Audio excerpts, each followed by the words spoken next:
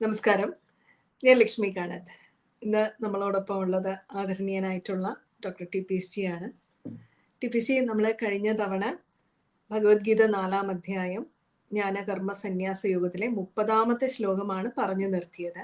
31-ാമത്തെ ശ്ലോകത്തിലേക്ക് കടക്കുന്നതിന് മുമ്പ് അങ്ങയുടെ ആമുഖത്തോടു കൂടി നമുക്ക് തുടങ്ങാം. നമസ്കാരം ലക്ഷ്മിജി. 4-ാമത്തെ അധ്യായം നമ്മള് ജ്ഞാനകർമ്മ സന്യാസ യോഗം എന്ന് പറയുന്നത് ജ്ഞാനത്തിന്റെ, കർമ്മത്തിന്റെ, പരിത്യാഗത്തിന്റെ സന്യാസം എന്ന് പറഞ്ഞാൽ പരിത്യാഗമാണ്. അപ്പൊ അതില് പ്രാധാന്യം ജ്ഞാനത്തിനാണോ അല്ല നമ്മൾ ചെയ്യുന്ന പ്രവർത്തികളെ ആഗീകരണം ചെയ്ത് അതിന്റെ പിന്നിലുള്ള വിധി എന്താണെന്ന് വിശദീകരിക്കുക.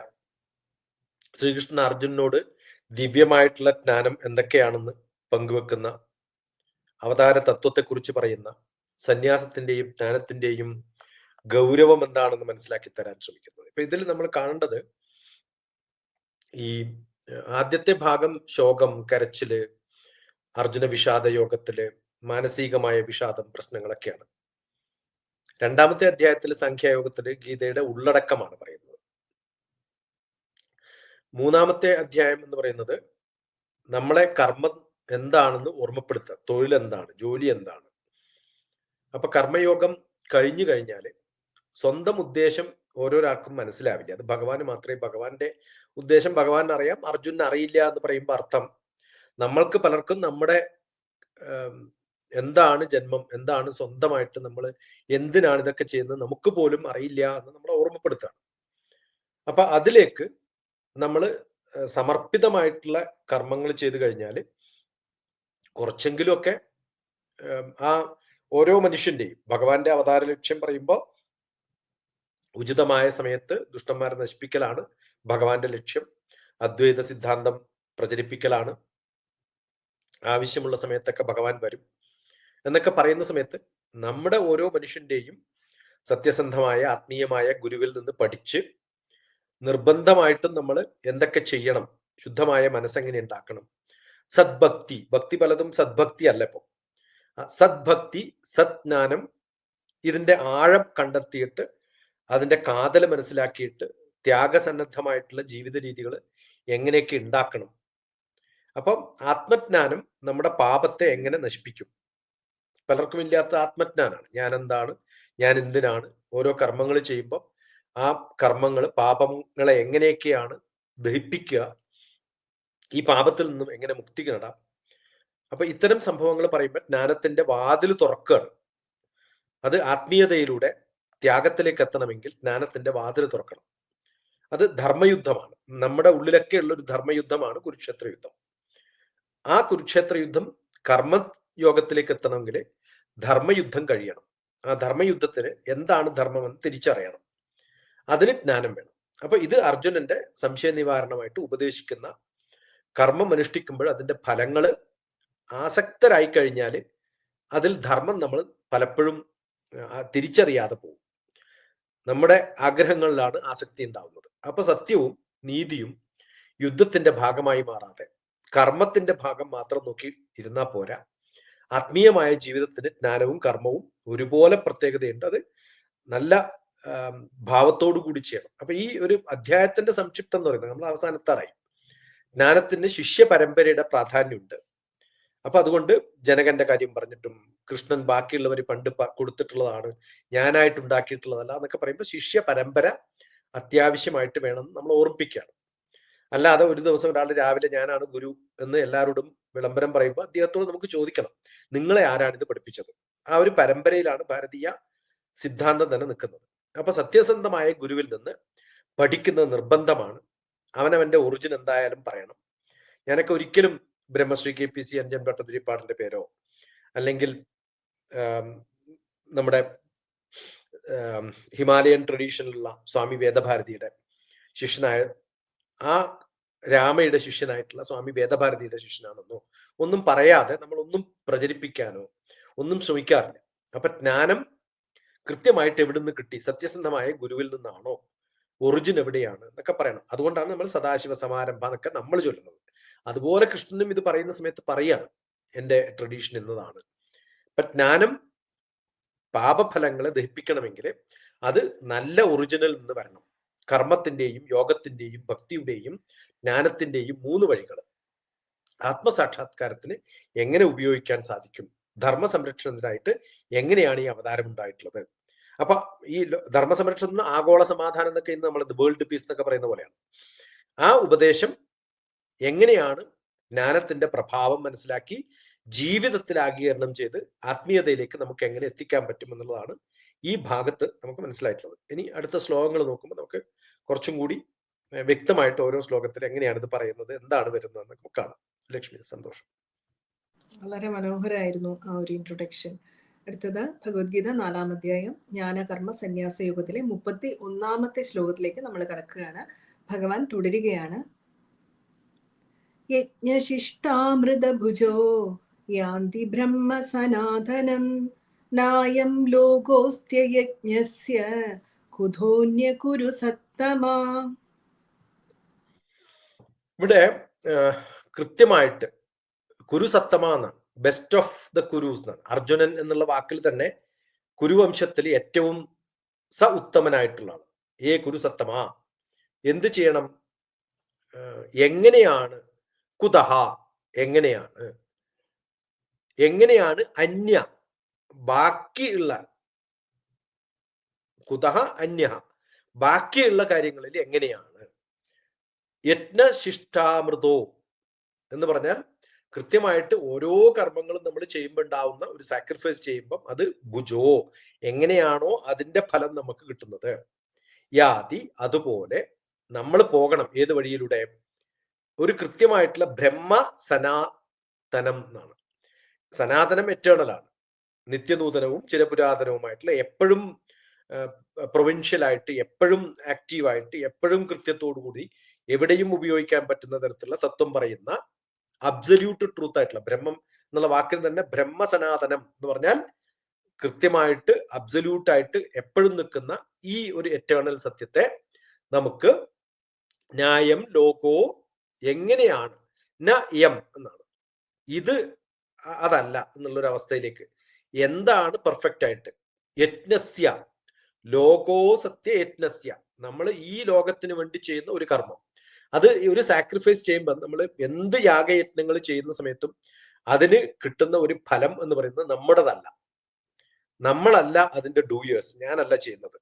അഗ്നിഹോത്രമൊക്കെ ചെല്ലുമ്പോൾ ഞാൻ പറയാറുണ്ട് പലപ്പോഴും, സൂര്യായ സ്വാഹ സൂര്യായ ഇതം നമമ, പ്രജാപതയെ സ്വാഹ പ്രജാപതയെ ഇതം നമമ. സാധാരണ അഗ്നിഹോത്രം ഒരു അഗ്നിയിൽ നമ്മൾ ഇടുന്ന സമയത്ത് ഇത് എന്റേതല്ല എന്നുള്ള ഭാവത്തോടു കൂടിയാണ് നമ്മൾ ചെയ്യുന്ന എല്ലാ കർമ്മങ്ങളും. ഗുരുസത്തമൻ എന്ത് ചെയ്യണം? അർജുന, നീ എന്ത് ചെയ്യണം? യജ്ഞ രൂപത്തിൽ വേണം ചെയ്യാൻ. അത് ചിത്തശുദ്ധി വരുത്തണം. യജ്ഞം ചെയ്യുന്ന സമയത്ത് എന്ത് ശുദ്ധതയാണോ അത് നമ്മൾ ചെയ്യുന്ന എല്ലാ കർമ്മത്തിലും അതുണ്ടാവണം. അത് എന്തിനു വേണ്ടിയാ ചെയ്യേണ്ടത്? ആത്മാവിൽ ഒരു ആനന്ദം കിട്ടാൻ വേണ്ടിയിട്ട്. ആ ആനന്ദമാണ് അമൃത് ഭുജിക്കുന്ന ഒരാൾക്ക് കിട്ടുക. അത് സനാതനമായ ബ്രഹ്മത്തെ കൃത്യമായിട്ട് ഇപ്പോഴും ഒരു ബ്ലിസ്ഫുൾ ആയിട്ടുള്ള ഒരു നേച്ചറിലേക്ക് നമുക്ക് എത്താനും സ്ഥിര സന്തോഷത്തിലേക്ക് എത്താനും, അയ്യോ ചെയ്തു പോയി, തെറ്റായി പോയി എന്നൊരു ഭാവം ഒരിക്കലും തോന്നാത്ത വിധത്തില് യജ്ഞരൂപത്തില് കർമ്മങ്ങൾ ചെയ്യുമ്പോൾ അത്തരം അനുഷ്ഠിക്കുന്ന കർമ്മങ്ങൾക്കൊക്കെ ലോകം എങ്ങനെയാണോ ഈ അവസ്ഥയ്ക്ക്, അതിനെ നമ്മൾ എന്ത് കർമ്മമായിട്ടാണോ ലോകം കാണുന്നത് ആ ലോകത്തിലേക്ക് നമ്മൾ എത്തുന്ന സമയത്ത് ഈ ലോകത്ത് മാത്രമല്ല പരലോകത്തിലും അതിന്റെ ഒരു ഫലം നമുക്ക് കിട്ടുമെന്നുള്ളതാണ്. എന്ന് വെച്ചാൽ ഇവിടെ തീരുന്നതല്ല, സ്ഥിരമായിട്ട് നമുക്ക് അതിന്റെ ഗുണം ഉണ്ടാവും. നമ്മൾ പറയാറുണ്ടല്ലോ, ഇവിടെ മാത്രമല്ല പരലോകത്തിലും എനിക്ക് അതിന്റെ ഫലം കിട്ടും എന്ന് പറയുന്നത്. അത് സ്ഥിരമായിട്ട് കിട്ടുന്നുള്ള അർത്ഥമേ ഉള്ളൂ. എനിക്ക് മാത്രമല്ല ബാക്കിയുള്ള ജനങ്ങൾക്കും, എല്ലാ ജീവജാലങ്ങൾക്കും, എല്ലാ ലോകത്തിനും. എത്ര ലോകങ്ങൾ നമുക്ക് കാണാൻ പറ്റുമോ ആ ലോകത്തൊക്കെ 7 ലോകങ്ങളുണ്ടെന്ന് പറഞ്ഞാൽ 7 കോണ്ടിനെന്റ് ആയിരിക്കും. അപ്പൊ ഞാനിവിടെ ചെയ്യുന്ന കർമ്മങ്ങൾ ബാക്കി ഒരു രാജ്യത്തിന് പോലും കുഴപ്പമുണ്ടാക്കരുത് എന്നർത്ഥം. എനിക്കൊരു സെൽഫിഷ്നെസ്സോട് കൂടിയല്ല ഞാൻ ഉണ്ടാക്കേണ്ടത്. അതൊരിക്കലും കോട്ട് ചെയ്യപ്പെടാത്ത, ഒരിക്കലും തെറ്റായിട്ട് കോട്ട് ചെയ്യപ്പെടാത്ത, നന്മയ്ക്ക് മാത്രം കോട്ട് ചെയ്യപ്പെടുന്ന തരത്തിലുള്ള എന്റെ കർമ്മഫലങ്ങളാക്കിയിട്ട് എനിക്ക് മാറ്റാൻ സാധിക്കണമേ. അതാവണം എന്റെ യത്നം. അതുകൊണ്ട് ഒരിക്കലും അയ്യോ ചെയ്തു പോയി എന്നുള്ളൊരു ഭാവത്തില് തോന്നാത്ത വിധത്തിലാണ് എന്റെ കർമ്മങ്ങളൊക്കെ ചെയ്യാൻ സാധിക്കുക എന്നാണ് ഭഗവാന്റെ ഇതിലുള്ള ഒരു വ്യംഗ്യാർത്ഥം. ഇവിടെ ഭഗവാൻ പറയുന്നുണ്ട്, അങ്ങനെ യജ്ഞഭാവത്തിൽ അല്ലാതെ കർമ്മം അനുഷ്ഠിക്കുന്നവന് ഈ ലോകത്തിൽ തന്നെ അത് നഷ്ടപ്പെടുന്നു, പിന്നെയാണോ പരലോകത്ത് എന്ന് ചോദിക്കുന്നുണ്ട്. അപ്പം അതെ. അങ്ങനെ ചെയ്യുന്ന ഒരു കർമ്മത്തിനും ഫലമില്ല എന്നാണ് ഭഗവാൻ ഇവിടെ പ്രഖ്യാപിക്കുന്നത്, അല്ലേ? യജ്ഞഭാവത്തിൽ നമ്മൾ അല്ലാതെ അതാ ചെയ്യുന്നു. ഞാൻ പറഞ്ഞത്, ഒരു അത് ആ ലോകം എന്ന് പറയുന്നത് ടൈം ആൻഡ് സ്പേസ് രണ്ടും വരുന്നുണ്ട്. അതുകൊണ്ടാണ് ഞാൻ പറഞ്ഞത്, ഞാൻ ചെയ്തു കഴിഞ്ഞിട്ട് എന്റെ ലോകം, ഞാൻ ഇപ്പൊ ഇരിക്കുന്ന ഈ ഒരു അവസ്ഥ എന്റെ ലോകമാണ്. ഞാൻ അയ്യോ ആ സമയത്ത് എന്ന് പറയുന്ന അർത്ഥം പറയുന്നത്, ആ സമയത്ത് എന്റെ ചുറ്റുമുള്ള ജനങ്ങളും ഒക്കെ കൂടുന്ന എന്റെ ലോകമാണ്. ആ ലോകത്ത് എന്ന് പറയുന്ന ഈ ഭഗവാന്റെ കൺസെപ്റ്റിൽ ലോകം എന്ന് പറയുന്നത് ഈ ഇഹലോകം പരലോകം എന്നൊക്കെ പറയുന്നത് നമ്മൾ ഫ്യൂച്ചറും പാസ്റ്റും എന്നൊക്കെ പറയുന്ന പോലെ കാണണം. ഇപ്പൊ അതുകൊണ്ടാണ് ഞാൻ പറഞ്ഞത്, അയ്യോ ചെയ്തു പോകരുതേ എന്നൊരു തോന്നലുണ്ടായാല് ആ ചെയ്യുന്ന സമയത്ത് എനിക്ക് സുഖമുള്ളൂ, ചെയ്ത് കുറച്ച് കഴിയുമ്പോഴത്തേക്ക് അതില്ലാണ്ടാവും. അപ്പൊ ഇപ്പൊ ഈ ലോകത്ത് എനിക്ക് സുഖമുണ്ട്, അടുത്ത് വരാൻ പോകുന്ന ലോകത്തിൽ അത് സുഖമായിട്ട് മാറും. പിന്നെ ചെയ്ത കർമ്മങ്ങൾ അയ്യോ ചെയ്യേണ്ടായിരുന്നു എന്ന് തോന്നും. അതും പരലോകമാണ്, വരാൻ പോകുന്നതും പരലോകമാണ്. ആ ലോകം എന്നുള്ള വാക്കില് നമ്മൾ സ്ഥലം എന്നുള്ള കൺസെപ്റ്റിലല്ല എടുക്കേണ്ടത്. എന്റെ പരിതസ്ഥിതി എന്റെ ലോകമാണ്. എന്റെ പരിതസ്ഥിതി ഇന്ന് എനിക്കിപ്പോ സുഖമില്ല എന്ന് പറഞ്ഞാൽ എന്താ അർത്ഥം? ഇപ്പൊ എനിക്ക് സുഖമില്ല എന്നാണ്. എന്റെ പരിതസ്ഥിതി മോശമായിരുന്നു എന്ന് പറയുമ്പോൾ ആ സ്ഥിതി നമ്മളിപ്പോ, അതുകൊണ്ടാണ് മലയാളത്തിൽ പറയുമ്പോഴും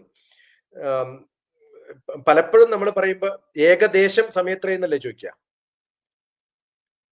ദേശം എന്ന് പറഞ്ഞ സ്പേസ് അല്ലേ? സ്പേസും ടൈമും എങ്ങനെ കണക്ട് ചെയ്യുന്നവിടെ? എന്ത് രസകരമാണെന്നറിയോ? മലയാള ഭാഷ വല്ലാണ്ട് സംസ്കൃതം ഇൻഫ്ലുവൻസ് ചെയ്തിട്ടുള്ളതാണ്. ഈ ലോകം എന്ന് പറയുമ്പോൾ ഏകദേശം എന്ന് പറഞ്ഞാൽ എന്താ അർത്ഥം? ഇപ്പൊ ഉള്ള ഈ സമയത്ത് ഈ സ്ഥലത്ത് എത്രയാണ് സമയം എന്നാ ചോദിക്കുന്നത്. അത് ഏകദേശമാണ്, കാരണം ഭൂമി തന്നെ കറങ്ങാണ്. അപ്പൊ എന്റെ ദേശം ഇവിടെയാന്ന് പറഞ്ഞിട്ട് ഞാൻ ഇരിക്കാൻ പാടില്ല. എനിക്കൊരു ഗ്ലോബൽ സ്പേസിലാണ് എന്റെ ജീവിതം. ആ ടൈം ആൻഡ് സ്പേസ് എന്ന് പറയുന്ന ഫിസിക്സ് കൺസെപ്റ്റ് നല്ലതായിട്ട് പഠിച്ച ഒരാളാണ് ഞാൻ. എന്റെ ഡിപ്പാർട്ട്മെന്റ് സ്പേസ് ആണ്. നമ്മൾ ഈ കോസ്മോളജി ഒക്കെ പഠിച്ചിട്ട് ഏകദേശം എന്നുള്ള മലയാള വാക്ക് എങ്ങനെയാ വന്നതെന്നൊക്കെ ഗവേഷണം ചെയ്ത് നോക്കിയപ്പോഴാണ് മനസ്സിലായത്, ഇത് വലിയൊരു കൺസെപ്റ്റ് എടുത്തിട്ടാണ് ഏകദേശം. അല്ലെങ്കിൽ ഇങ്ങനെ ഒരു വാക്ക് ഉപയോഗിക്കാൻ പാടില്ലല്ലോ. ഏകദേശം സമയത്രയെന്ന് ആരെങ്കിലും പറയോ? അപ്പൊ പറയുന്നത് ഏകദേശത്തല്ല, 2 ദേശത്തെ സമയം പറയാൻ പറ്റുമോ എന്ന് ചോദിക്കാൻ പറ്റുമോ? ഇല്ലല്ലോ. അപ്പൊ ആ ഏകദേശം എന്നുള്ള അർത്ഥം ഈ സമയത്ത് ഇപ്പൊ ഇവിടെ ആണ് എന്റെ കൺസെപ്റ്റ്. അത് വലിയ ഒരു കൺസെപ്റ്റാണ്. ലക്ഷ്മി ചോദിക്കുന്നതുകൊണ്ടാണ് ഇങ്ങനെ പറയണത്, അല്ലെങ്കിൽ അവിടെ വെച്ച് നിർത്തും ഞാൻ. ചോദിക്കുമ്പോഴാണ് പിന്നെ എനിക്കത് ഇതൊരു പുതിയ അറിവാണ് കേട്ടോ, സത്യമായിട്ടും. അതായത് പരലോകം എന്ന് പറയുന്നതിന്റെ ആ ഒരു വ്യാപ്തി ഞാൻ ഇപ്പോഴാണ് മനസ്സിലാക്കുന്നത്. അതായത് നമ്മൾ തന്നെ പറയാറുണ്ടല്ലോ, നമ്മൾ സ്വാർത്ഥമായിട്ട് ഒരു കർമ്മം ചെയ്തിട്ട് പിന്നെ റിഗ്രറ്റ് ചെയ്യും, പിന്നീട് വേണ്ടായിരുന്നു എന്ന് പറഞ്ഞാൽ ആ ലോകത്ത് നമ്മളുടേതായ ആ സമയത്ത് നമ്മൾ ചെയ്തതും പിന്നീടുള്ള സമയവുമാണ് ഇവിടെ പരലോകം ഇഹലോകം എന്ന് പറയുന്നത്. അതിന്റെ ശരിക്കുള്ള ഒരു പ്രാക്ടിക്കൽ ആപ്ലിക്കേഷൻ ആണ് ഇപ്പൊ TPC. പ്രത്യേകിച്ചും ഒരു സ്പേസ് സയന്റിസ്റ്റിൽ നിന്ന് ആ ഒരു വിശദീകരണം എന്ന് പറയുമ്പോൾ നമുക്ക് അങ്ങ് പറഞ്ഞ പോലെ ഏകദേശം മനസ്സിലാകുന്നുണ്ട്. ഈ ഒരു സമയത്ത് നിന്നുകൊണ്ട് അല്ലെങ്കിൽ ഈ ഒരു ദേശത്ത് നിന്നുകൊണ്ട് മനസ്സിലാകുന്നു എന്ന് മാത്രമേ പറയാൻ പറ്റൂ. വളരെ ഭയങ്കര അപ്രതീക്ഷിതമായിട്ടുള്ള ഒരു ഇപ്പൊ വിവരമായിരുന്നു. ലക്ഷ്മി പറഞ്ഞല്ലോ, നമ്മൾ ഏകദേശ സമയം എന്നാ ചോദിക്കുക, ഏകദേശം മനസ്സിലായി എന്നാ പറയാ. ഈ ഏകദേശം എന്നുള്ള വാക്ക് വലിയൊരു വാക്കാണ്. നമ്മൾ പലയിടത്തും പല കൺസെപ്റ്റിൽ ഉപയോഗിക്കുന്നതാണ്. അതേ ദേശമാണ് ഈ ലോകം എന്ന് പറയുന്നത്. നിങ്ങളുടെ ദേശം എവിടെയാണോ ചോദിക്കുമല്ലോ, ഏത് ദേശക്കാരനാ താൻ എന്ന് ചോദിക്കാറില്ലേ? ആ ഏത് ദേശക്കാരെന്ന് ഏത് ലോകത്താന്നല്ലേ ചോദിക്കുക നമ്മൾ. ഏത് ലോകത്തിരുന്നിട്ടാ ഇപ്പം ആലോചിക്കണമെന്ന് ആലോചിക്കില്ല. ഇരിക്കുന്ന എവിടെയാണെങ്കിലും ഏത് ലോകത്താന്നുള്ളത് എന്റെ ആ ഒരു ചിന്തയാണ് ഞാൻ എവിടെ എത്തിക്കുന്നു എന്നുള്ളത്. അത് സമയവും ടൈം ആൻഡ് സ്പേസ്, ഇത് പറയുമ്പോ അങ്ങയിൽ നിന്ന്, അതെ, ഇത് പറയുമ്പോ അങ്ങയിൽ നിന്ന് ലോകം എന്നുള്ള വാക്കിന്റെയും കൂടെ ഒരു വിവരണം ഞാൻ പ്രതീക്ഷിക്കുകയാണ്. കാരണം നമ്മള് ശാസ്ത്രങ്ങളിൽ കേട്ടിട്ടുള്ളത് ആലോകയതേ ഇത് ലോകം എന്നാണ്. നമ്മുടെ കോൺസെപ്റ്റിനകത്ത് ഉൾക്കൊള്ളുന്നതാണ് ലോകം എന്നാണ് ഞാൻ മനസ്സിലാക്കിയിരിക്കുന്നത്. പക്ഷെ ഒരു സ്പേസ് സയന്റിസ്റ്റ് അതിനെ, ആ ലോകത്തിനെ എങ്ങനെയാണ് വിവരിക്കുന്നതെന്ന് കൂടെ ഒന്ന് പറയാമോ? അടുത്ത ശ്ലോകത്തിലേക്ക് കടക്കുന്നതിന് മുമ്പ് അതും കൂടെ കേൾക്കാം. അല്ല, എല്ലാവരുടെയും കൺസെപ്റ്റില് ലോകം എന്നുള്ള വാക്ക് എന്ന് പറയുന്നത് തന്നെ നമ്മൾ സാധാരണ വേൾഡ് എന്നാണ് പറയാ. ആ വേൾഡ് എന്ന് പറയുന്നത് എന്താണ്? ഞാൻ ഉണ്ടാക്കുന്ന എന്റെ ചിന്തയിൽ വരുന്നതാണ് എന്റെ ലോകം.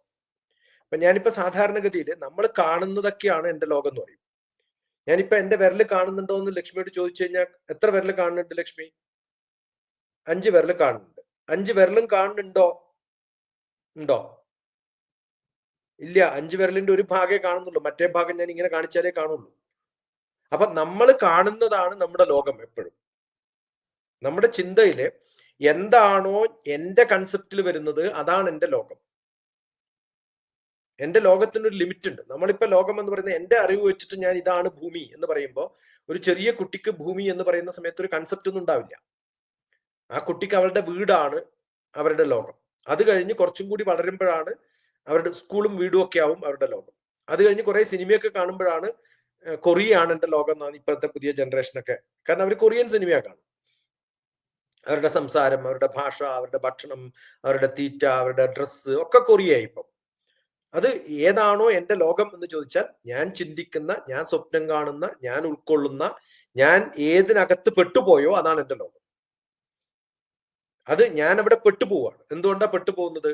എന്റെ ചിന്തകളും എന്റെ സ്വപ്നങ്ങളും എന്റെ ഭാവങ്ങളും ഒക്കെ അതിനകത്ത് പെടുന്നതുകൊണ്ടാണ്. അപ്പൊ ഞാൻ അതുകൊണ്ട് തന്നെയാണ് പലപ്പോഴും ലോകാ സമസ്ത സുഖിനോ ഭവന്തു നമ്മൾ പറയുമ്പോഴും അത് കഴിഞ്ഞിട്ട് നമ്മൾ ആള് എന്ന് പറയുമല്ലോ, ഈ ലോകം എന്ന് പറയുന്നത് അവരെ സംബന്ധിച്ചിടത്തോളം അവരുടെ ആൾക്കാർ മാത്രമേ ലോകത്ത് പെടുള്ളൂ. ലോകാ സമസ്ത സുഖിനോ ഭവന്തു എന്ന് പറയുമ്പോൾ എങ്ങനെയാ ബാക്കിയുള്ളവരെ നമ്മൾ പെടുത്താണ്ടിരിക്കുക? ആ കൺസെപ്റ്റിൽ വരുന്നതൊക്കെ എല്ലാവരും എന്റെ ആൾക്കാരാണ്, എല്ലാവരും എന്റെ ബന്ധുക്കളാണ്. അത് ഏത് ജാതിപ്പെട്ടാലും ഏത് ലോകത്ത് പെട്ടാലും അത് എന്റെ ശത്രു ആയാലും മിത്രമായാലും എല്ലാവരും എന്റേതാണെന്ന് കരുതുമ്പോഴേ യഥാർത്ഥത്തില് ഭഗവാന്റെ കൺസെപ്റ്റിൽ ലോകമാവും. നമ്മളിപ്പോ രാവിലെ എഴുന്നേക്കണം എന്ന് പറയുന്നു. ഈ രാവിലെ എന്നുള്ള കൺസെപ്റ്റ് എന്താണ്? ഈ സൂര്യൻ ഭൂമിയും തമ്മിലുള്ള ബന്ധം കൊണ്ടാണ് രാവിലെയും പകലും ഒക്കെ ഉണ്ടാവുന്നത്. അപ്പൊ രാവിലെ ത്രിസന്ധ്യയിലാണ് ഞാൻ വിളക്ക് തെളിയിക്കേണ്ടത്. ആർക്ക് വേണ്ടി തെളിയിക്കേണ്ടത്? ഭഗവാന് വേണ്ടിയാണോ? ഭഗവാന്റെ ലോകം എന്ന് പറയുന്നത് എന്താണ്? ഇതിനൊക്കെ മുകളിലാണ് ഭഗവാൻ. ഭഗവാന് രാത്രിയും പകലും ഇല്ലല്ലോ. ഭഗവാന് സ്വന്തം നേള് പോലും അറിയില്ല. ആർ രാമേന്ദ്രൻ നായരുടെ പണ്ടൊരു കവിതയുണ്ട്, നിനക്ക് നിന്റെ നേള് പോലും ഇല്ലല്ലോ, പിന്നെ നിനക്ക് എന്നെ ഇങ്ങനെ ലോകം എങ്ങനെ അറിയാന്ന് വെച്ചു. ആഗ്രഹങ്ങളില്ലാത്ത ഭഗവാനും ഭഗവതിക്കും എങ്ങനെയാണ് ആഗ്രഹങ്ങൾ അറിയാം? ആഗ്രഹങ്ങൾ ഉണ്ടാകുന്നതിന് മുമ്പ് അത് ഫലം പ്രാപിക്കുന്നതാണ് ഭഗവാൻ. അപ്പൊ എനിക്ക് ആഗ്രഹം ഉണ്ടെന്ന് ഭഗവാനോട് പറഞ്ഞാൽ ആഗ്രഹം എന്ന വാക്കിന്റെ അർത്ഥം പോലും അറിയാത്ത ഭഗവാൻ എന്റെ ആഗ്രഹങ്ങൾ എങ്ങനെ മനസ്സിലാക്കുന്ന എന്റെ ചോദ്യം. നമുക്കൊക്കെ നമ്മുടെ നേള് പോലും കൂട്ടുണ്ട്, ഭഗവാന് നേള് പോലും ഇല്ല എന്നാണ് പറയുന്നത്. കാരണം സ്വയം പ്രകാശിക്കുന്നതാണ് ഭഗവാൻ. അപ്പൊ പിന്നെ നേളില്ലല്ലോ. നിനക്ക് നിന്റെ കൂട്ടുപോലും ഇല്ലല്ലോ ഭഗവാനെ എന്ന് പരിഹസിച്ചുകൊണ്ടാണ് ആർ രാമേന്ദ്രൻ നായരുടെ കവിത. അപ്പൊ നമ്മൾ പലപ്പോഴും നമ്മുടെ ലോകം എന്ന് പറയുന്നത് നമ്മൾ ചിന്തിക്കുന്നതും ഭഗവാന്റെ ലോകം എന്ന് പറയുന്നത് വലിയൊരു ലോകവുമാണ്. അപ്പൊ നമ്മൾ വായിക്കുമ്പോൾ ഏത് കൺസെപ്റ്റിലാണോ നമ്മൾ വായിക്കുന്നത്, ഏത് ചിന്തയിലാണോ, ഒരു ചെറിയ കുട്ടിയുടെ ലോകമല്ല വലിയൊരു മനുഷ്യന്റെ ലോകം. മഹാത്മാഗാന്ധിയുടെ ഒരു ലോകം എന്ന് പറയുന്നത് അദ്ദേഹത്തിന്റെ വേറൊരു ലോകമാണ്. ആ ലോകത്താണ് അദ്ദേഹം എല്ലാം ചിന്തിക്കുന്നതും വായിക്കുന്നതും. ഒരു നോവലിസ്റ്റിന്റെ ലോകം എന്ന് പറയുന്നത് അയാൾ സൃഷ്ടിച്ചെടുക്കുന്ന നോവലിലുണ്ടാവുന്ന ലോകമാണ് അയാളുടെ ലോകം. ആ നോവല് വായിക്കുമ്പോൾ നമ്മൾ എന്ത് പറ്റും? അതിനകത്ത് പെട്ടുപോവാണ്. അപ്പൊ എന്റെ ലോകത്തിൽ എനിക്ക് കൂട്ടുകാരുണ്ടാവുന്നത് ഞാൻ ആരുടെ കഥയാണോ വായിക്കുന്നത് അതിനകത്താണ്. അതാണ് നമ്മൾ പറയുന്ന ബ്രഹ്മാണ്ടാനാം മധ്യേ, ഈ ബ്രഹ്മാണ്ടത്തിന്റെ മധ്യത്തില്. ആ ബ്രഹ്മാണ്ടം എന്ന് പറയുന്നത് എന്റെ കൺസെപ്റ്റാണ്. ആർക്കാ ബ്രഹ്മാണ്ടം എവിടെയാന്ന് ആർക്കറിയാം? ആർക്കും അറിയില്ല. കൃത്യമായിട്ട് ആർക്കെങ്കിലും പറയാൻ പറ്റും? അപ്പൊ ആരെങ്കിലും നമ്മളെ കുറ്റം പറഞ്ഞു, ഇത് പറയുന്നത് ശരിയല്ല, എന്താ വയസ്സാന്ന് പറയുമ്പോ ശരി, എന്നെ കാണുമ്പോൾ വയസ്സനാന്ന് തോന്നിയിട്ടുണ്ടാവും, കുഴപ്പമില്ല. കാരണം നിങ്ങളുടെ ലോകത്ത് ഏറ്റവും വൃദ്ധനായിട്ട് കാണുന്നത് ഞാനാണ്. അപ്പൊ ഇന്ന് ഞാൻ ഒരാളെ കണ്ടു, 80 വയസ്സുള്ള കുറേ പത്താം ക്ലാസ്സിൽ കൂടെ പഠിച്ച ബോംബെയിലെ ആൾക്കാർ 10 പേരിൽ 5 പേര് അമേരിക്കയിലാണ്, 5 പേര് ബോംബെയിലാണ്. അവരെല്ലാരും കൂടി ഷില്ലോങ്ങിൽ വന്നു. ഞാൻ ഷില്ലോങ്ങിലാണ്. അപ്പൊ അവരെ കണ്ട സമയത്ത് ഞങ്ങൾ സംസാരിച്ചു. ഞാൻ പെട്ടെന്ന് ആൾക്കാരുമായിട്ട് മിക്സ് ചെയ്യും, സംസാരിക്കും, കുറെ തമാശകളൊക്കെ പറഞ്ഞു. അത് കഴിഞ്ഞപ്പോൾ അവർ ഏജ് ഗസ് ചെയ്യാൻ പറഞ്ഞു. അപ്പൊ ഞാൻ പറഞ്ഞു 80 വയസ്സായി. അതെങ്ങനെ മനസ്സിലായി? ഞാൻ പറഞ്ഞു ഏകദേശം നിങ്ങളുടെ പാട്ട് കേട്ടപ്പോൾ എനിക്ക് മനസ്സിലായി ഹിന്ദി പാട്ട് പാടിയിട്ട് അവർ നടക്കണ്ടായിരുന്നു, നടക്കാൻ പോലും വയ്യാത്തവരാണ്. അപ്പൊ അവരുടെ ലോകം എന്ന് പറയുന്നത് ആ ഒരു ലോകം സന്തോഷത്തിന്റെ ലോകത്തേക്ക് പോകുന്ന സമയത്ത് സ്വന്തം അസുഖങ്ങൾ പോലും മറക്കുന്ന ഒരു ലോകം ഉണ്ടാക്കാണ് അവർ. 80 വയസ്സായിട്ടുള്ള കുറെ ആൾക്കാർക്ക് കൂടെ ചേരാൻ പറ്റുന്ന, പണ്ട് 10ാം ക്ലാസ്സിൽ പഠിച്ചിട്ടുള്ള ആൾക്കാരുടെ ഒരു ഗ്രൂപ്പ് ഇങ്ങനെ യാത്ര ചെയ്യുമ്പം അവരുണ്ടാക്കുന്ന ലോകമല്ല എന്റെ വില്ലേജിൽ എന്റെ കൂടെ 10ാം ക്ലാസ് പഠിച്ചവർക്കാവുന്ന എനിക്ക് കാണിച്ചു കൊടുക്കാൻ പറ്റുന്നില്ല. ലോകം എന്ന് പറയുന്ന കൺസെപ്റ്റ് എന്താണ്? അവർക്ക് തൊട്ടടുത്ത ഡിസ്ട്രിക്റ്റിൽ പോകുമ്പോഴാണ് വലിയ സന്തോഷം ഉണ്ടാവുക. അവരുണ്ടാക്കുന്ന ലോകം എന്ന് പറയുന്നത് അവരുടെ ലിമിറ്റ് വെച്ചിട്ടുള്ള ലോകമാണ്. എല്ലാത്തിനും ഒരു ഇൻഫിനിറ്റ് ബൗണ്ടറി ഒന്നുമില്ല, ഫൈനൈറ്റ് ബൗണ്ടറീസേ ഉള്ളൂ. അത് സ്വപ്നത്തിലൂടെ നമ്മൾ ഉണ്ടാക്കിയെടുക്കുന്ന നമ്മുടെ ലോകമാണ്. അത് ശരിയായിട്ടുള്ള സ്വപ്നത്തിലാണോ അല്ല ഉണർന്നിരിക്കുമ്പോൾ നമ്മൾ പങ്കിടുന്ന ചർച്ചകളിൽ വരുന്ന ലോകമാണോ? ആ ലോകം നമ്മൾ കാണുന്ന സമയത്ത് അവർക്ക് തോന്നും, ഇന്ത്യയുടെ എല്ലാ ഭാഗവും കാണുമ്പോഴാണ് ഞാൻ ലോകം കണ്ടു എന്ന് പറയാൻ പറ്റും. നമ്മളെ സംബന്ധിച്ചിടത്തോളം അമേരിക്കയിൽ പോകുന്നതാണ് ലോകം കാണല്. അമേരിക്കയിലുള്ള ഒരാൾക്ക് ഇന്ത്യയിൽ വന്നിട്ട് ഓരോ മുക്കിലും മൂലക്കും പോകുന്നതാണ് ലോകം കാണല്. അപ്പൊ ഏതാ ലോകം? എന്റെ ലോകം. എന്റെ ആഗ്രഹങ്ങൾ എത്രത്തോളം എക്സ്പാൻഡ് ചെയ്യുന്നുണ്ടോ അങ്ങനെ ഞാൻ സൃഷ്ടിക്കുന്ന എൻ്റെ ജീവിതമാണ് എൻ്റെ ലോകം. അവിടെ ഞാൻ പൂർണ്ണനാണോ എന്ന് ചോദിച്ചാൽ ആരും പൂർണ്ണരല്ല. അത് എവർ എക്സ്പാൻഡിങ് ആണ്. എങ്ങനെ എക്സ്പാൻഡ് ചെയ്യുക? ഞാൻ നോളജ് കൂട്ടി കൂട്ടി കൂട്ടി വരുമ്പോൾ എക്സ്പാൻഡ് ചെയ്ത് കൊണ്ടുപോയിക്കൊണ്ടിരിക്കും. അപ്പൊ ലോകം എന്നുള്ള ഡെഫിനിഷൻ എപ്പോഴും എൻ്റെ നോളജുമായിട്ട് ബന്ധപ്പെട്ടിരിക്കണം.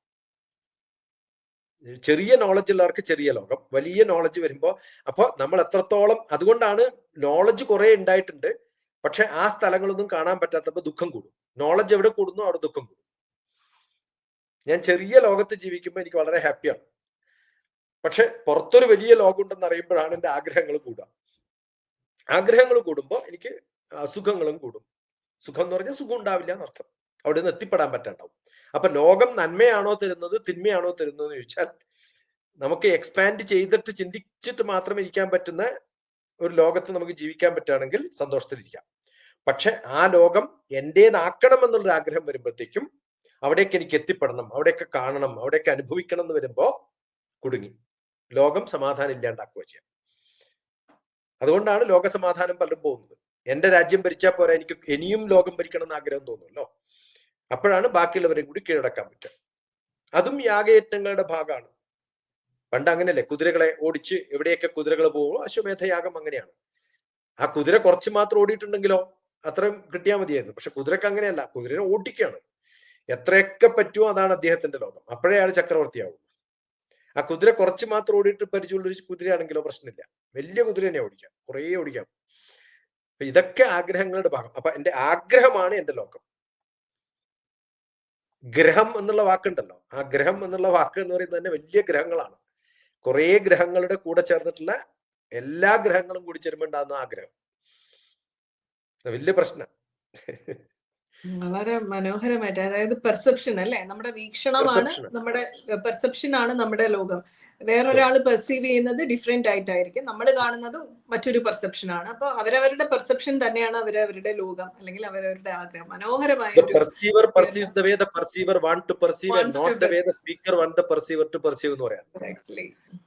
വളരെ മനോഹരമായിട്ടാണ്. അടുത്തത് ഭഗവത്ഗീത 4-ാം അധ്യായം ജ്ഞാനകർമ്മ സന്യാസ യോഗത്തിലെ 32-ാമത്തെ ശ്ലോകത്തിലേക്കാണ് നമ്മൾ കടക്കുന്നത്. ഭഗവാൻ 32-ാമത്തെ ശ്ലോകത്തിൽ തുടരുകയാണ്. ഏവം ബഹുവിധാ യജ്ഞാ വിദധാ ബ്രഹ്മണോ മുഖേ കർമ്മജാൻ വിദ്ധി താൻ സർവാൻ ഏവം ജ്ഞാത്വാ വിമോക്ഷ്യസേ. ഇതൊന്നും ഞാനിപ്പോ പറയുന്നതാണ് എന്നുള്ളൊരു തോന്നല് വേണ്ടാന്നാണ് ഭഗവാൻ ഇവിടെ. ഇതൊക്കെ പണ്ട് വേദങ്ങളിൽ പറഞ്ഞിട്ടുള്ളതാണ്, അത് എല്ലാരും പഠിക്കേണ്ടതാണ്. എന്തിനു വേണ്ടിയിട്ടാണ്? വിമുക്ഷസേ, നമ്മൾ ലിബറേഷന് വേണ്ടിയിട്ട്, മുക്തി കിട്ടാൻ വേണ്ടിയിട്ട്, മോക്ഷം കിട്ടാൻ വേണ്ടിയിട്ടാണ്. ഇതൊക്കെ അറിഞ്ഞ് ആ കർമ്മങ്ങൾ ചെയ്യുമ്പോൾ നമുക്ക് കിട്ടുന്നത് മോക്ഷമാണ്. നമുക്ക് കിട്ടുന്നുള്ള അർത്ഥത്തിലാണ് ഭഗവാൻ പറയുന്നത്. പക്ഷെ ഞാൻ സെപ്പറേറ്റും ഇയാൾ സെപ്പറേറ്റ് ഒന്നല്ല. കാരണം ഇത് ഞാൻ പറഞ്ഞിട്ടുള്ളതല്ല. ഏവം ബഹുവിധ യജ്ഞ, അങ്ങനെ കുറെ തരത്തിലുള്ള യജ്ഞങ്ങളുണ്ട്. വിദധാ ബ്രാഹ്മണോ മുഖേ, ബ്രാഹ്മണൻ എന്നുള്ള അർത്ഥത്തിൽ ഇവിടെ വേദം അറിയുന്നവൻ എന്നുള്ള അർത്ഥമേ ഉള്ളൂ, അറിവുള്ളവൻ എന്നാണ്. ആ അറിവുള്ളവനെ ഡിസ്ക്രൈബ് ചെയ്തിട്ടുള്ള വിദധാ ബ്രാഹ്മണേ മുഖേ. പണ്ടുള്ള ആൾക്കാർ വേദം എങ്ങനെയാണോ നമുക്ക് പറഞ്ഞു തന്നിട്ടുള്ളത് അത്തരത്തിലുള്ള വ്യത്യസ്തമായിട്ടുള്ള യജ്ഞങ്ങളുണ്ട്. Various kinds of sacrifices are there എന്ന് പറയാറുണ്ട്. ഓരോ തരത്തിലുള്ള വ്യത്യസ്തമായിട്ടുള്ള കർമ്മങ്ങൾ, യാഗങ്ങൾ, യാഗങ്ങളൊക്കെ ചെയ്ത് നമുക്ക് എന്താണോ വേണ്ടത് അത് ഏറ്റെടുക്കാൻ സാധിക്കുന്ന വിധത്തിലുള്ള കർമ്മങ്ങളൊക്കെ പറഞ്ഞിട്ടുണ്ട്. കർമ്മജാൻ വിദ്ധി താൻ സർവാൻ. ഇതിലൊക്കെ അത്യാവശ്യം വേണ്ടത് എല്ലാത്തിലും കർമ്മമാണ് പ്രധാന്യം. തിയറട്ടിക്കൽ നോളജ് ഉണ്ടായിട്ട് ഒരു കാര്യമില്ല. ആ തിയറട്ടിക്കൽ നോളജിന് പകരം എനിക്ക് വേണ്ടത് പ്രാക്ടിക്കലായിട്ട് ചെയ്യുന്ന കാര്യങ്ങളാണ്. അസുഖം വന്നാൽ ഗുളിക കഴിക്കന്നെ വേണം. ഗുളിക കഴിച്ചാൽ മാറും, ഗുളിക കഴിച്ചാൽ മാറും എന്നുള്ള നോളജ് ഉണ്ടായ ഗുളിക വായിലെത്തുമോ? ഇല്ലല്ലോ. അത് എടുത്ത് കഴിച്ച് അനുഭവിച്ചു കഴിഞ്ഞാലേ പറ്റുള്ളൂ. അപ്പൊ നോയിങ് അല്ല, ഡൂയിങ് ആണ് ഇമ്പോർട്ടൻ്റ് എന്നർത്ഥം. അതുകൊണ്ട് ഏതൊരു മനുഷ്യനും അത്യാവശ്യമായിട്ട് ഏവം ജ്ഞാത്വാ വിമുക്ഷസേ, അത് അറിഞ്ഞിട്ട് കാര്യമില്ല, അറിയണം, അറിഞ്ഞിട്ട് അത് പ്രവർത്തികമാക്കുകയും കൂടി വേണം. അപ്പൊ കർമ്മവുമായിട്ട് ബന്ധപ്പെട്ടിട്ടുള്ള ജ്ഞാനത്തിന് മാത്രമേ ഉള്ളൂ അതിന്റെ ഗുണം ഉണ്ടാവുള്ളൂ എന്നതാണ്. അത് വളരെ രസകരമായിട്ടുള്ള കുറേ ശ്ലോകങ്ങളുണ്ട്. ഒരിക്കലും മനുഷ്യൻ ചിന്തിച്ചിരുന്നാല് മലയുടെ മുകളിൽ പോകണം എന്ന് അറിഞ്ഞുകൊണ്ടിരുന്നു കഴിഞ്ഞാൽ മലയുടെ മുകളിൽ എത്തില്ല. കയറന്നെ വേണം, സ്റ്റെപ്പ് തന്നെ ഓരോ സ്റ്റെപ്പ് ബൈ സ്റ്റെപ്പ് ആയിട്ട് എടുത്തു കഴിഞ്ഞാൽ മുകളിലോട്ട് പോകുള്ളൂ. കർമ്മമാണ് ഇമ്പോർട്ടന്റ്. പക്ഷെ ഇത്ര സ്റ്റെപ്പ് കയറിയാൽ മുകളിലെത്തും, ഇന്ന ഭാഗത്തു കൂടിയാണ് കയറേണ്ടതൊക്കെയുള്ള അറിവുണ്ടാവും. അറിവില്ലാണ്ട് നിന്ന് കഴിഞ്ഞാൽ കുറെ മലയുടെ ചുറ്റും ഇങ്ങനെ നടന്നുകൊണ്ടിരിക്കും, ഒരിക്കലും മലയുടെ മുകളിൽ എത്തൂല്ല. അപ്പൊ ഇതുകൊണ്ട് കൃത്യമായിട്ട് അറിവോടുകൂടി കർമ്മങ്ങൾ ചെയ്യണം. അതിന് നമുക്ക് എന്തൊക്കെ വേണം? ഇതൊക്കെയാണ് ഈ കർമ്മത്തിന്റെ ഏതൊക്കെയാണ് കർമ്മത്തിലേക്ക് ജ്ഞാനത്തിലൂടെ എത്താൻ സാധിക്കുക.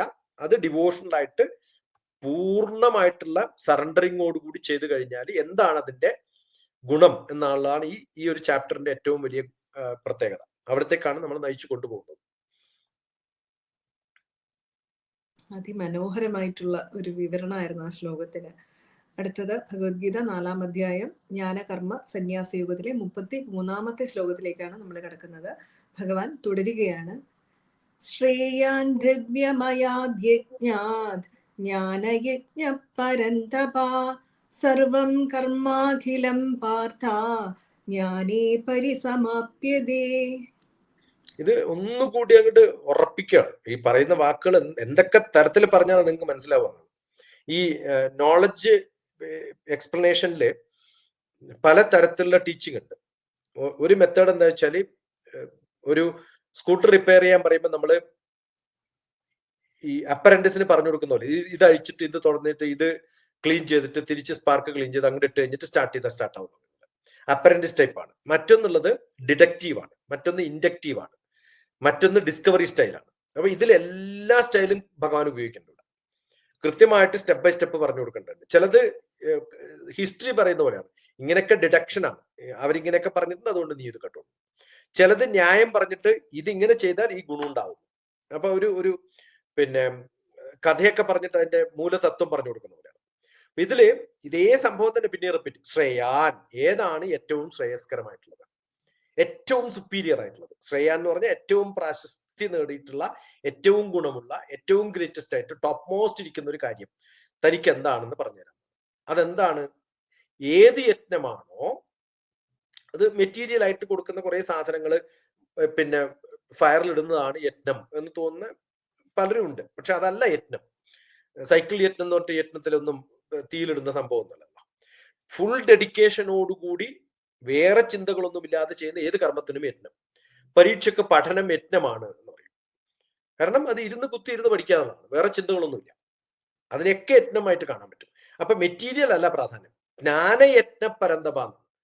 അതില് അറിവ് എങ്ങനെയാണോ നമ്മൾ ഉപയോഗിക്കുന്നത് വെച്ചാൽ ഫുൾ കോൺസെൻട്രേഷൻ, എന്റെ ബുദ്ധിയും എന്റെ മനസ്സും എന്റെ ആത്മാവും പൂർണ്ണമായിട്ടും ഞാൻ അതിൽ ഉൾപ്പെടുത്തി ചെയ്യുന്ന കർമ്മങ്ങളൊക്കെ യജ്ഞകർമ്മങ്ങളാണ്. പഠനം യജ്ഞമാണ്. അതുകൊണ്ടാണ് ഭഗവത്ഗീത പഠന യജ്ഞം എന്ന് പറയാറില്ലേ. അതും ഒരു യജ്ഞമാണ്. പഠനം എന്ന് പറയുന്ന ഒരു യജ്ഞമാണ്. അത് ഇങ്ങനെ ജ്ഞാനയജ്ഞ പരന്തപ, പരന്തപ അവിടെ വിളിക്കുന്നത് പരന്തപ എന്നുള്ള വാക്കാണ്. അപ്പൊ ഏറ്റവും കൂടുതൽ ആഗ്രഹത്തോടുകൂടി പഠിക്കാൻ താല്പര്യത്തോടുകൂടി വരുന്ന ആ ഒരു ത്രില്ലുള്ള, ഇഷ്ടമുള്ള ഒരാൾക്ക് ഇത് മനസ്സിലാവും എന്നുള്ളത് ആ പേരിൽ തന്നെ അടങ്ങിയിരിക്കുന്നുണ്ട്. സർവം കർമാഖിലം പാർത്ഥ. പക്ഷെ അതിന്റെയൊക്കെ ഗുണം എന്താണ്?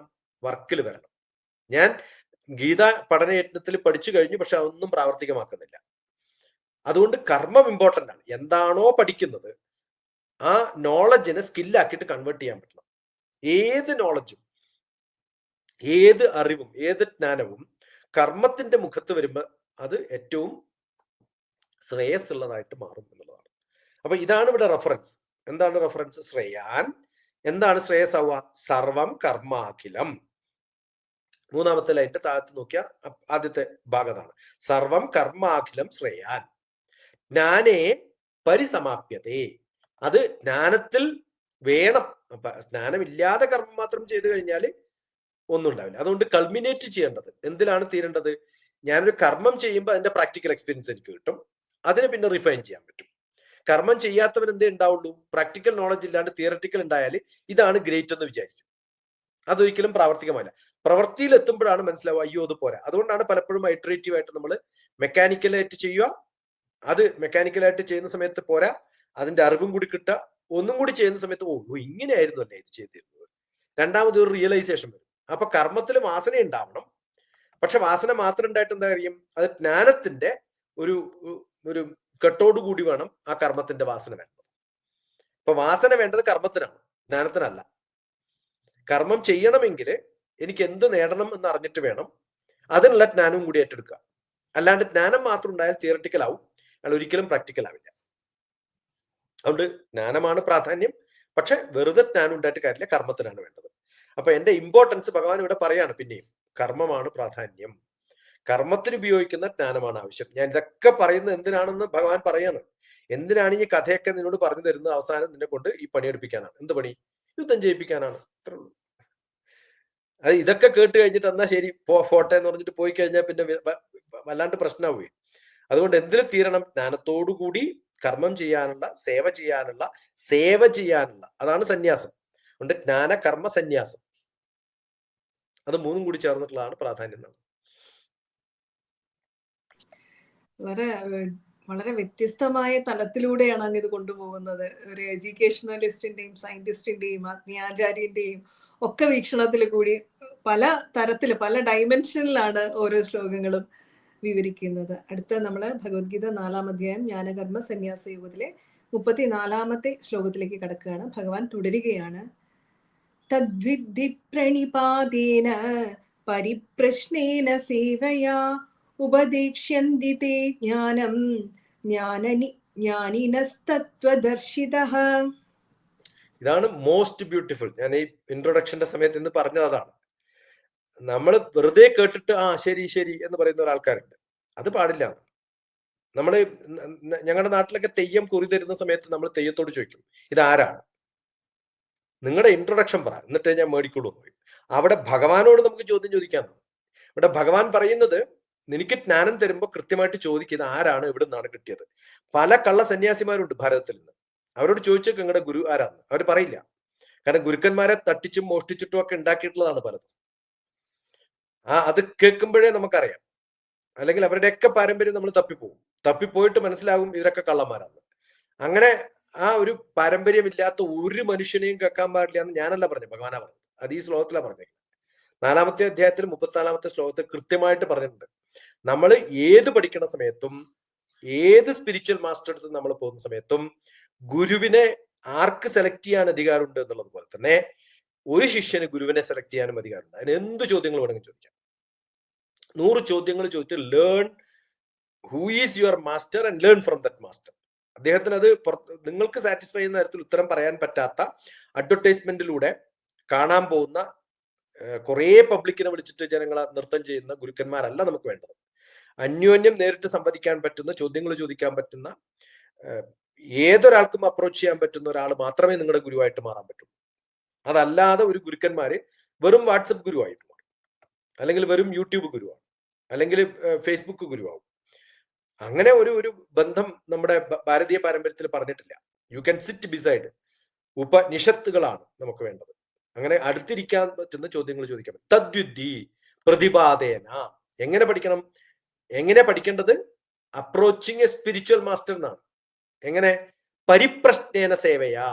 കുറേ ചോദ്യങ്ങൾ ചോദിക്കുക, കുറേ എൻക്വയറീസ് ഉണ്ടാവും. പരിപ്രശ്നേന എന്നുള്ളതാണ്. അത് ക്വസ്റ്റ്യൻ ചെയ്യാന്നുള്ള വാക്കല്ല കേട്ടോ അവിടെ. പരിപ്രശ്നേന നമ്മൾ അവരെ ക്വസ്റ്റ്യൻ ചെയ്യല്ല വേണ്ടത്, ചോദ്യം ചോദിക്കുകയാണ് വേണ്ടത്, അറിയാൻ വേണ്ടിയിട്ട്. എങ്ങനെ? ഹമ്പിളായിട്ട് ചോദിക്കണം.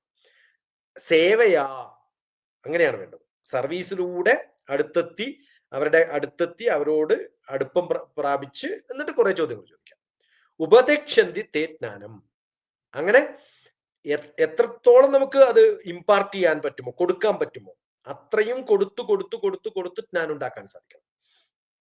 ചോദിച്ചാൽ മാത്രമേ കൊടുക്കാവൂ, അല്ലാണ്ട് അഡ്വർടൈസ് ചെയ്ത് കാര്യമില്ല. എപ്പോഴും വേണ്ടത് നമ്മളോട് ചോദിക്കുന്നതിന് ചോദ്യങ്ങൾക്ക് ഉത്തരം പറയാം. അതുകൊണ്ടാണ് പലപ്പോഴും നമ്മൾ പറഞ്ഞു നിർത്തും, ഇനിയും ചോദിച്ചു പിന്നെയും പറയും. അങ്ങനെ അങ്ങനെ ചോദിച്ചുണ്ടാക്കിയതാണ്. എത്രയോ മണിക്കൂറുകളാണെന്നറിയോ. ഗുരുവിന്റെ ബ്രഹ്മശ്രീയുടെ ഒക്കെ കൂടെ പോകുന്ന സമയത്ത് എപ്പോഴും ഒരു കാസറ്റ് ഉണ്ടാവും കയ്യിൽ. അന്നൊക്കെ കാസറ്റ് റെക്കോർഡറാണ്. ആ കാസറ്റ് റെക്കോർഡിൽ കേട്ട് അതൊക്കെ പിന്നെ ഡിജിറ്റൽ റെക്കോർഡിലേക്ക് മാറ്റി നോക്കുമ്പോൾ പകുതി അതിന്റെ സൗണ്ട് പോയിട്ടുണ്ടായിരുന്നു. അതിങ്ങനെ ചെവിയുടെ അടുത്ത് വെച്ചിട്ട് കേൾക്കേണ്ടി വരാറുണ്ട് കരകര സൗണ്ടിന്റെ ഇടയിലൂടെ. കുറേ ചോദ്യങ്ങൾ ചോദിച്ചാലേ ഡിറൈവ് ചെയ്ത് വരുള്ളൂ. അതല്ലെങ്കിൽ ഒറ്റ ശ്ലോകത്തിൽ അങ്ങോട്ട് തീർക്കും. ആ ശ്ലോകത്തിന്റെ എക്സ്പ്ലനേഷൻ അപ്പൊ ചോദിക്കാൻ പറ്റില്ല. കാരണം അപ്പൊ ചോദിച്ചാൽ ആ മൊമെന്റിൽ വേറെ ചോദിക്കാനുള്ള ചോദ്യം മറന്നുപോകും. പിന്നെ ഇതൊക്കെ കേട്ടിട്ട് പിന്നെ ഇത് എഴുതിയെടുത്തി പിന്നെയും പോകും, പിന്നെയും പോയിട്ട് ആ ഓരോ ശ്ലോകങ്ങളും പറഞ്ഞിട്ടുള്ളത് തന്നെ.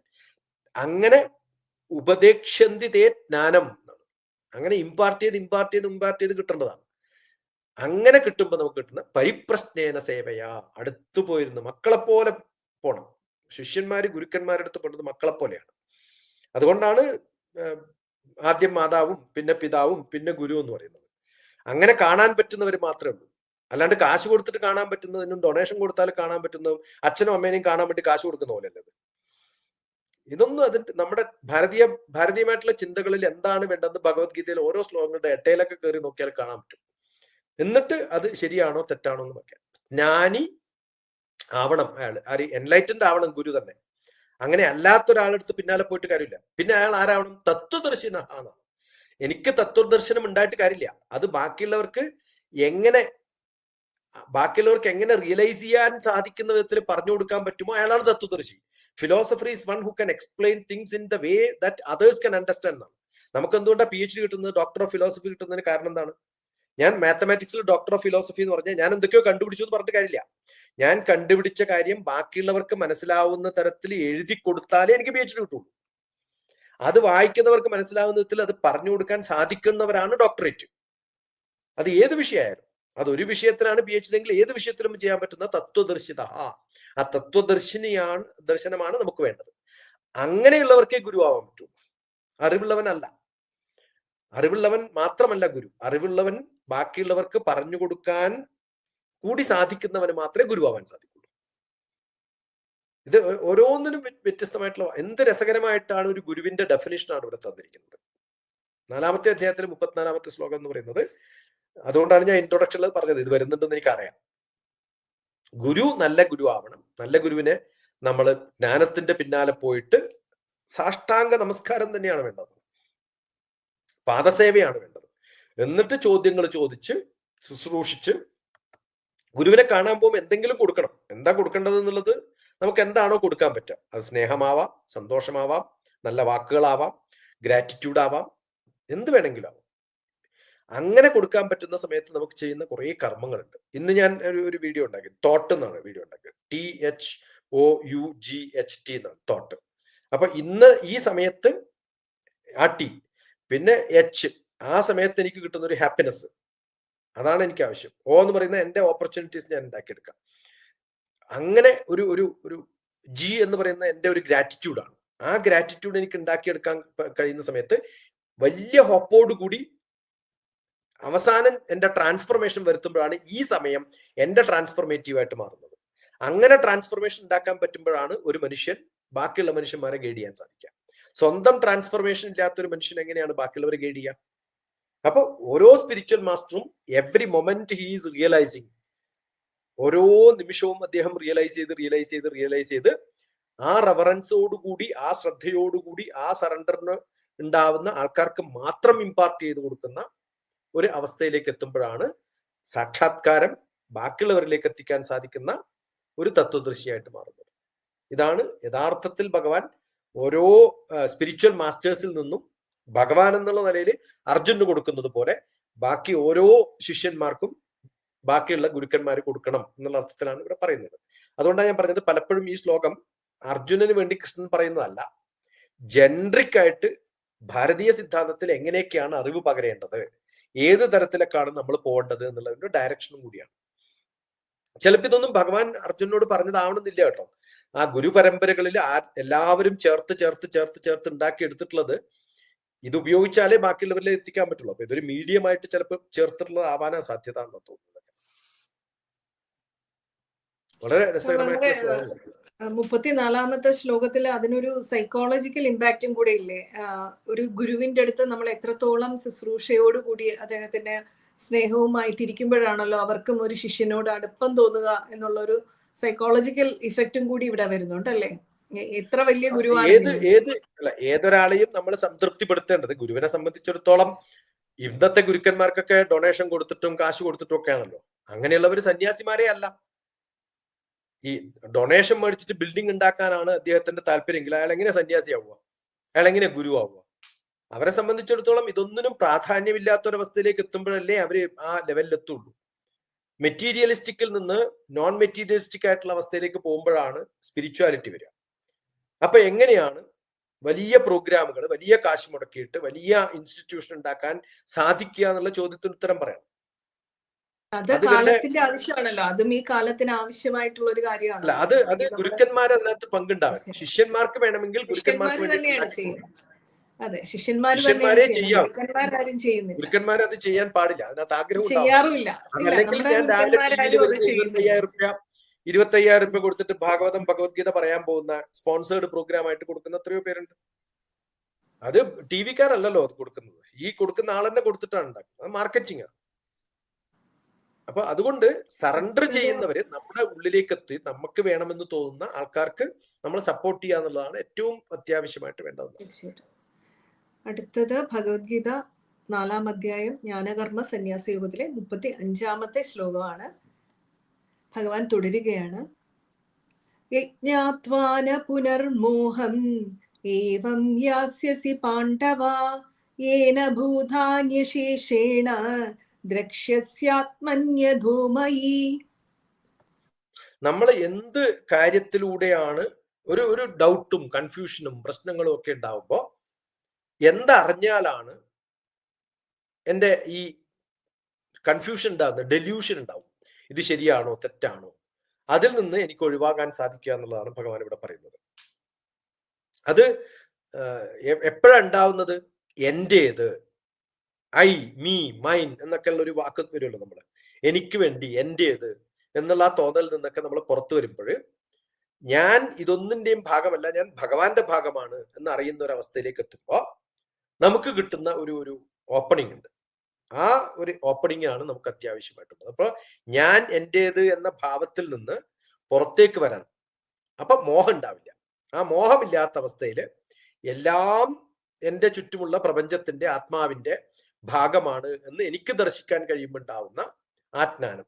യജ്ഞേന പുനർമോഹം ഏവം യാസ്യസി പാണ്ഡവ ഏന ഭൂതാന്യ അശേഷേണ.